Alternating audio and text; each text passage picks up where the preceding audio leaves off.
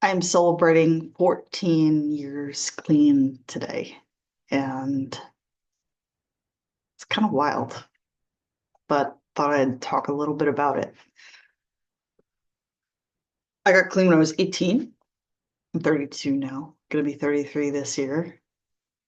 I have 14 years clean. It's so I'm in teenage years now, and how does it feel? It's hard to really grasp for me the magnitude of that because I don't just show up once a year and like celebrate. Like it's like just a daily thing, a new way of life for me. There's Lou. Hi, Lou.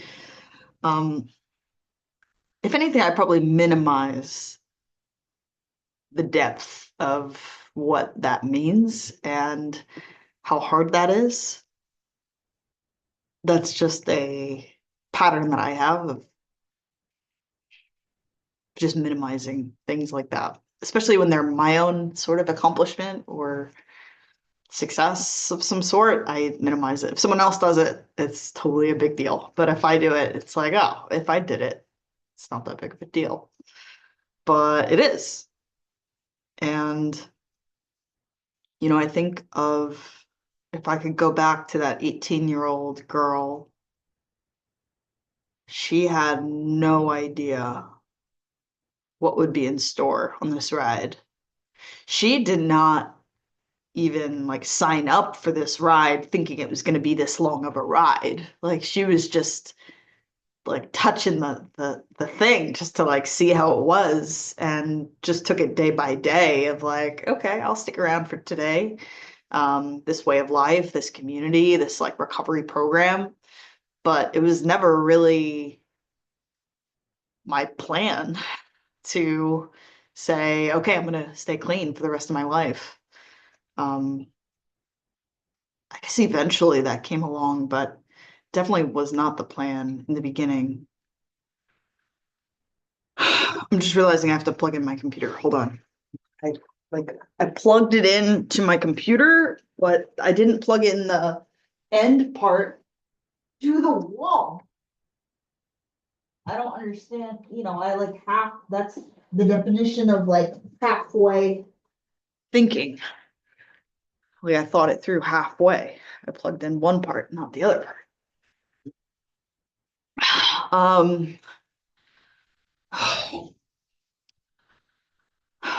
What would I say to that 18-year-old? The more time I stay clean and the more time I spend doing some like inner work and focusing on my healing, the more I realized that I had no flippin' clue what I was dealing with at that time.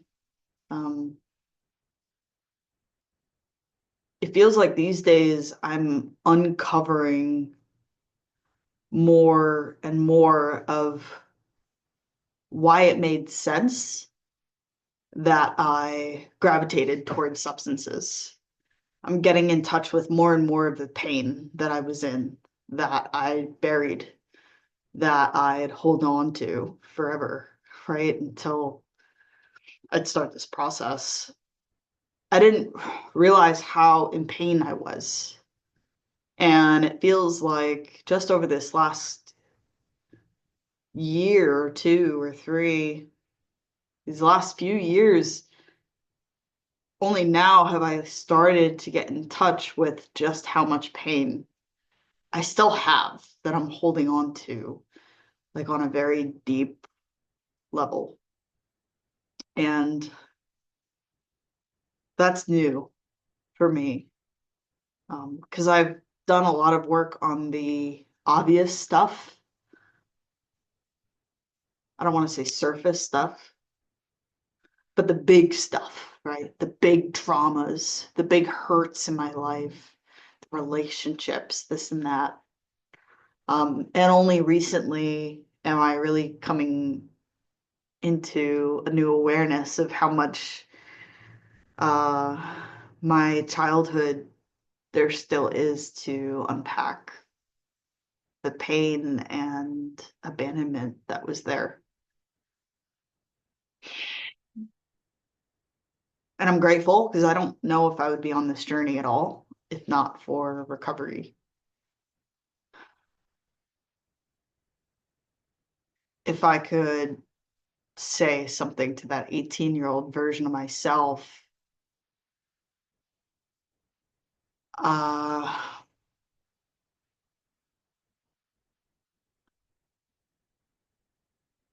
I would I would just want to hold her.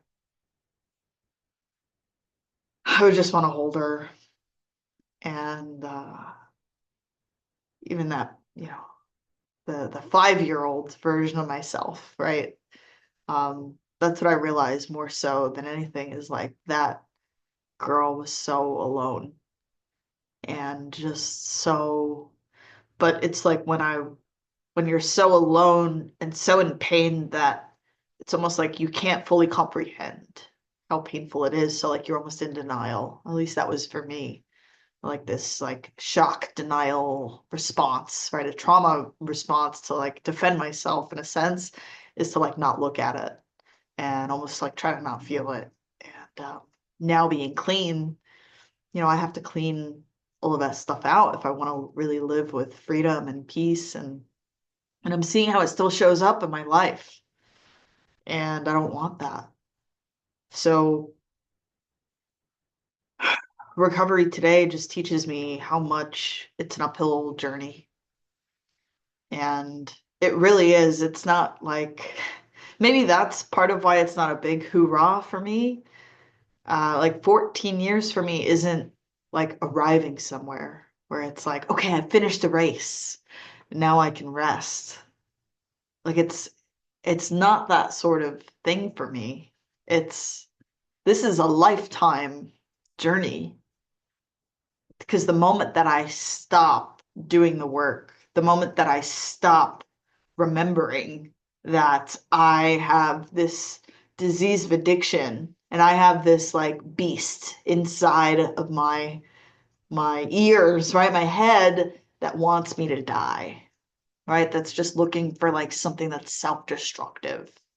That beast is still here, right? Even with 14 years clean, it's just like hibernating.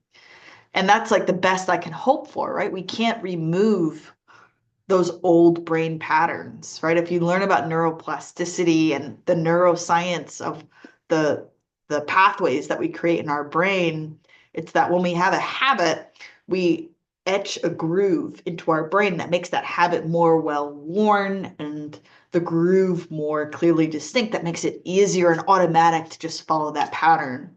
And I have a well-worn groove from my years of using and running away to substances that makes that a very easy default. And the thing is, we can't ever undo those grooves in our brain. They're there.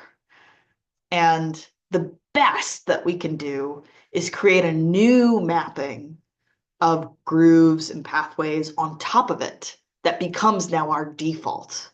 That now that becomes our automatic response. But I know myself, and I know even just based on the stories of plenty of other people in recovery, that the moment that I think that maybe I can just do one, whether it's a drink or a drug or whatever, it doesn't matter. Maybe I'm good enough now. Like I can just go back to social using or whatever. I know the moment that I think that, and the moment that I take that first one, I'm off to the races. And then that old pathway gets lit back up. And it's not like I'm starting from scratch again. I'm starting right where I left off on that old pathway. And then this one starts to decay. Um,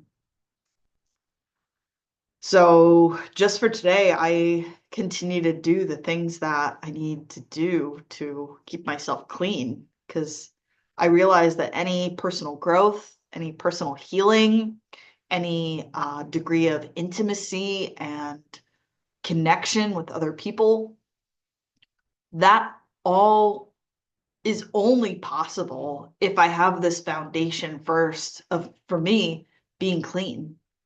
because me adding all of this zeal for personal growth and freedom and love and all of this stuff, if I just add a drug to that, it becomes very chaotic very quickly for me. And then my mind just starts spinning towards, I want more. I want more of that. Because there's still this like uh a beast inside of me, and there's like a pain that is much easier to fill with a quick solution than to actually do the work and like fully unpack it and process that healing. And even like when I finish the work, it's like the work is never finished because I'm going through life and I'm picking up things along the way that I need to process and heal and navigate. There's no stopping. So, I'm really grateful that very early in recovery, something clicked for me that I understood that I cannot just do one of anything, and that a life of recovery means just for today, I can't even do one.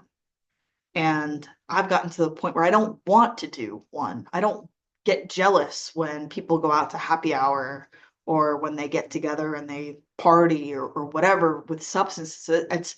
I don't envy it today because the question in my mind is, okay, that looks like a fun time.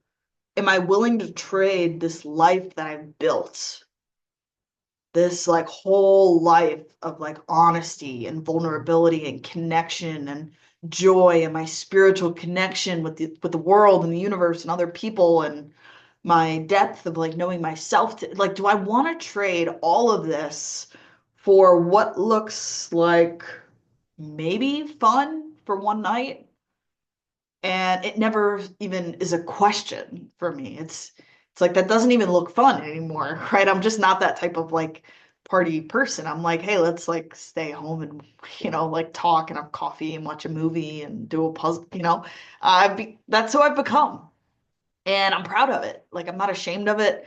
Early when I was in college, and I was like first getting clean, I remember I felt very insecure about that. People would ask me if I drank, and when I'd be like, no, and they're like, yeah, but do you smoke? And I'd be like, no. They're like, do you do anything? And I was like, no. And they're like, what do you? So like, what do you do? And they would ask it in a way that just made me seem so dry and boring.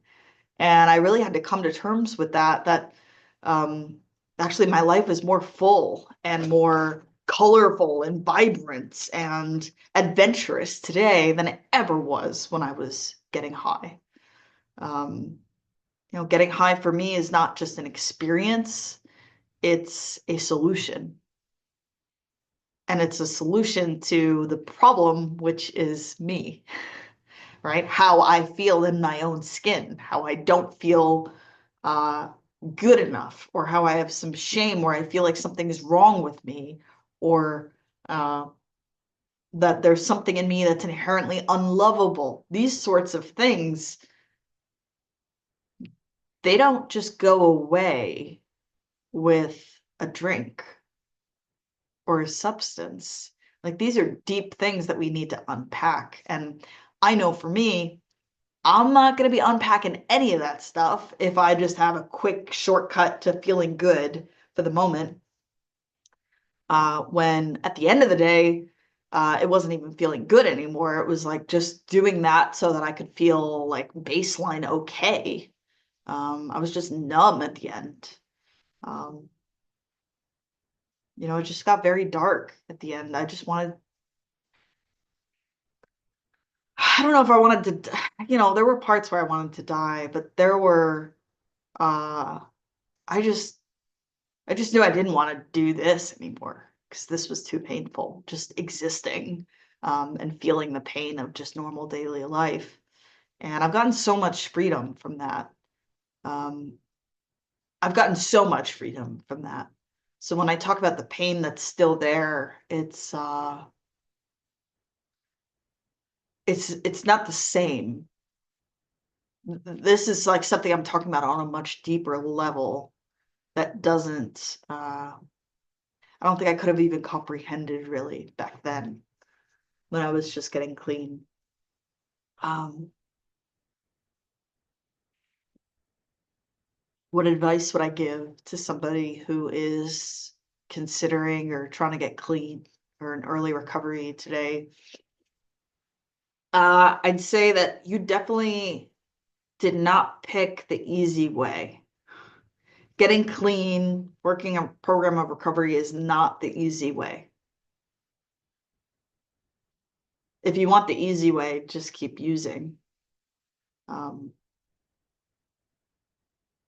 but if you want to do the work, to have a life that you don't have to run away from, and to do the work so that you can feel an inner sense of peace within yourself, that you don't have to have a substance in order to tolerate yourself for, or to stop the racing thoughts or the guilt or the fear or the anxiety. Like if you want another way and you're willing to put in the effort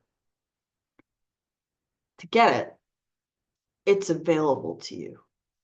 Like there's nothing that makes the life that I've created for myself today unattainable to somebody else who's also willing to just show up one day at a time and just do that work, do the painful work of being really honest with themselves and with others, like letting people in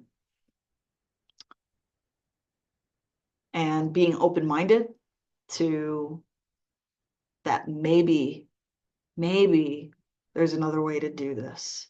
Maybe I don't have the best plan for my life. Maybe somebody else has a better perspective on me than I have of myself. Maybe what other people have learned might be able to help me. Like if you could just be open-minded enough to even just consider it and then just have like an ounce of willingness to just try it on, to just try on these suggestions that have worked for so many other people when it comes to working in a program of recovery. For me, 12-step fellowship has been my model of recovery. I go to meetings, I have a sponsor, I have a home group, I have sponsees, I work steps, I'm in service, all of these different things. Uh, it's like, yeah, that's the maybe unsexy answer, but that's what works. It's kind of like when people want to get like really fit. Well, like, what do you do? Well, you have to eat better and move better, right? Like, move more. And it's like, no, just give me like the fat loss pill. No, just give me like the steroid to, we want these quick fixes, but really like the sustainable option is like the unsexy thing. And that's what I would say for recovery too. It's the unsexy thing of like, we don't use one day at a time.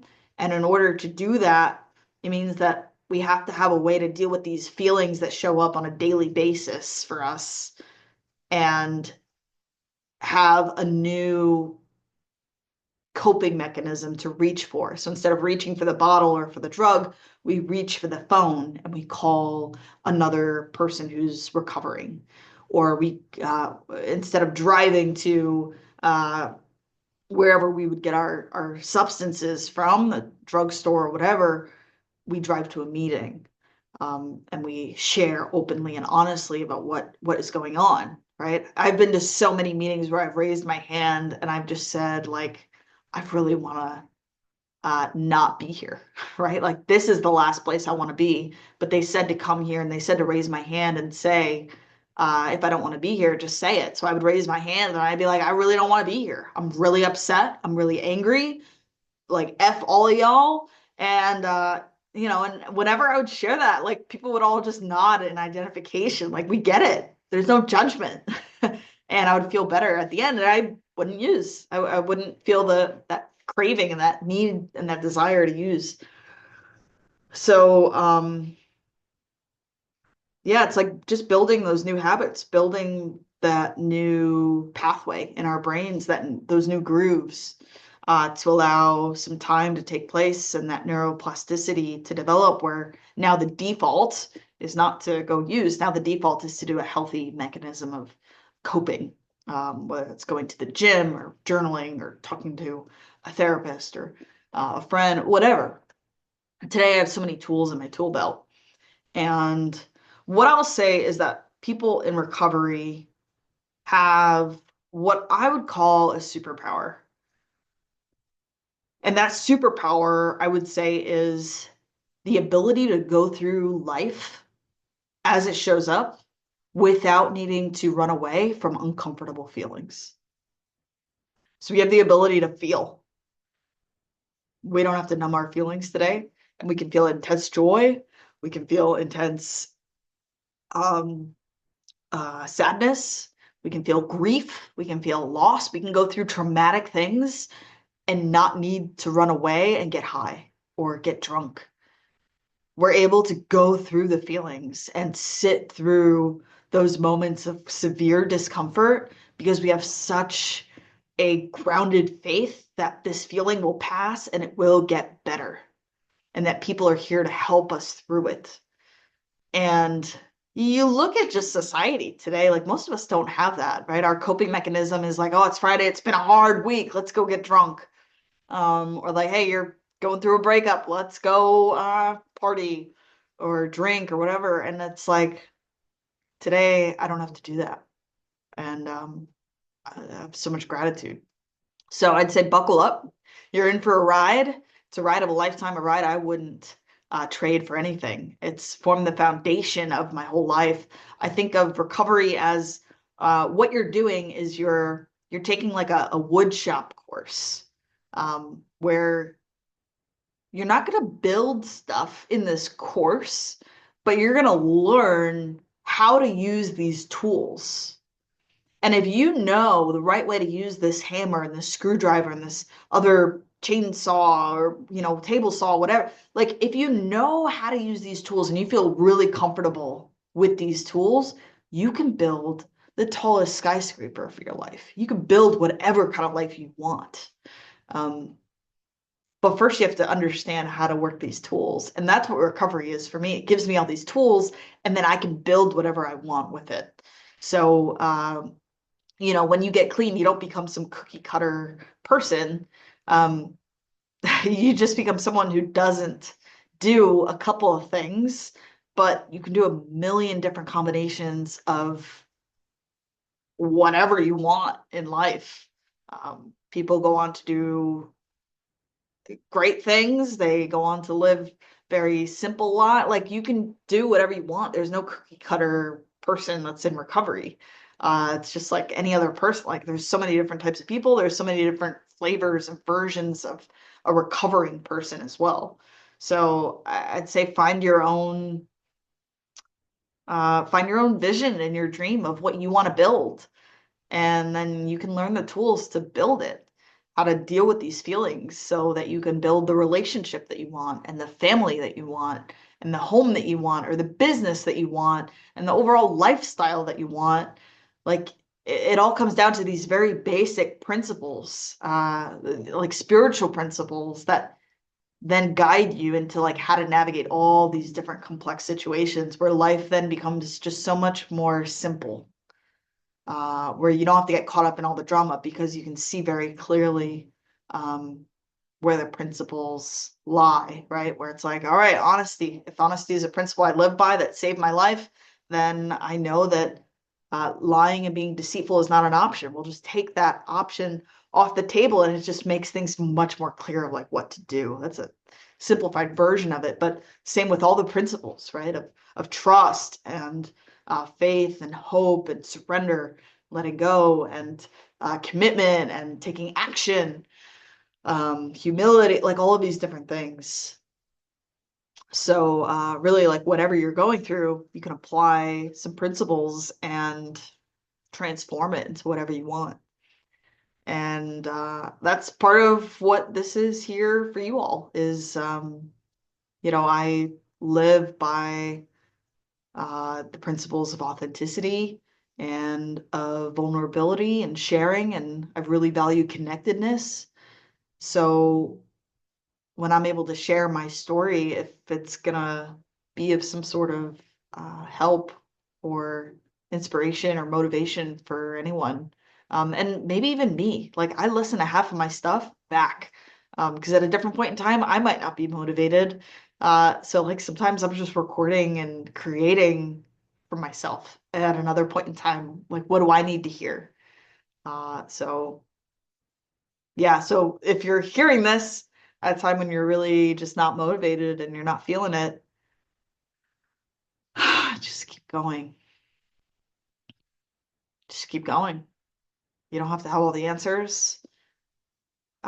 You can learn how to dance in the uncertainty and just take one step at a time, following those spiritual principles. And life just makes a lot more sense that way. So I'm really grateful to have 14 years clean. And I know that I couldn't have done it alone. I need other people. I need the connections that I've built, people to hold me and support me and cheer me on in those rough moments, and people that I can give back to and feel like enlivened by. Um, this is definitely not a solo journey. Definitely not. And I'm really grateful. And this is a gift that I'm able to give to all the people that I meet in my life today and in the future, is this all these years and this work that I've put into becoming a better and better version of myself. Or I would say a more honest, a more authentic version of myself. I guess I could say that recovery is about peeling back all of the layers of hurt or pain or fear, and like slowly like unpeeling all of that back so that I can see what's really there. And today there's a lot more of the me, the real me shining out than ever before. And there's still some patches that I need to like peel off, but they can both coexist. I can still see how much more work I have to do, and I can also see like, dang, I've come so freaking far. And my life today is unrecognizable from even 5 years ago, never mind 14 years ago. So I have a lot of gratitude and I have a lot of faith as well that I don't have to know where this journey is going to take me. I don't have to know how all this story is going to end, as long as I just take one step at a time and just trusting that I'm in the care of, right? There's like some higher forces out there in the universe, that there's energy and things that are much more powerful than I am, and there's like a much better plan uh, that life has for me than whatever I could come up with. So the best I can do is like let go a little bit of like my need to control everything, let go and like do the next step and enjoy the ride. So yeah, I feel like that's the most of it. If you have questions about what it's like to be in recovery, or um, anything about my journey that I might be able to share some more details with that might support you, just drop a comment. I'm totally happy to answer any questions, and if I can be supportive in your journey by sharing some of that, I'm more than happy to. And till next time.